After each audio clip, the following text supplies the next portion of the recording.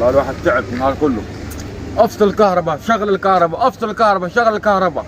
والله ما حخلي في البلد كلها قطع حرنا مع الشيخ.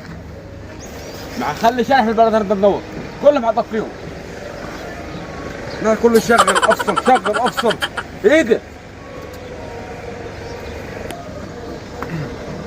الساعة 1 دولار، الشارع ده اللي يقعد لغاية الساعة 5 ياخذ 5 ساعات.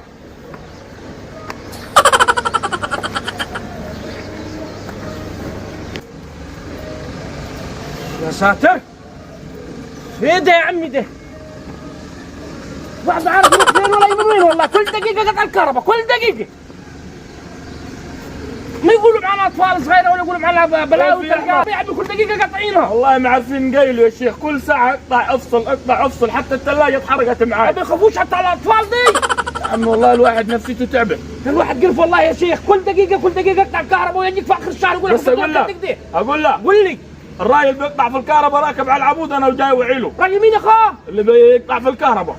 طب فين هو يعني؟ قاعد على العمود. صوروا لي يخرب بيته مثلا جابوا ليه؟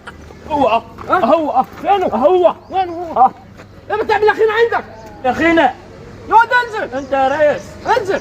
يا ابن عبد المأمور مش نازل انا. ايه يا عبد المأمور ده يعني؟ زي ما اقول افصل تفصل، شغل انا مالي. يا راجل معنا اطفال في البيت، انزل. وانا مالي يا عمي.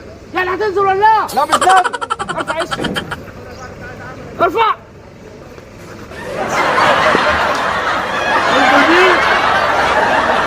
خلاص اقول لك انزل. خلاص انزل يا عمي انا مالي، انا عبد المأمور. افصل شغل. دوك ماشي فريقنا ليك كام يوم نهرده، ولا تقول في عيال صغيره ولا تقول في ثلاجات باظت. دوك مين حيدينا حق الثلاجات؟ طب وانا مالي الكلام ده يا عمي؟ انا ثلاجتي حاخذها منك الحق بتاع الثلاجة. مني انا كمان؟ ايوه مالي بالكلام ده طيب؟ يعني انت بتمسك الثلاجه